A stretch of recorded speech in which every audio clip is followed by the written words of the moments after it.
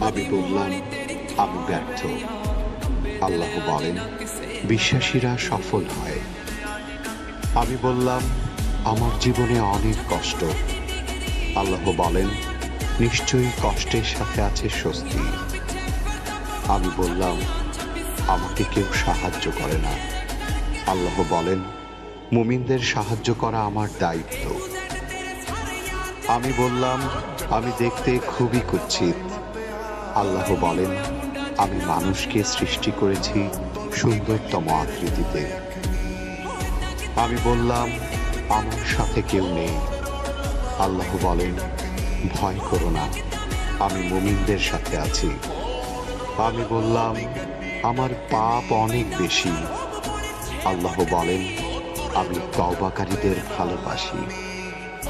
আমি বললাম, আমি সব সময় অসুস্থ থাকি।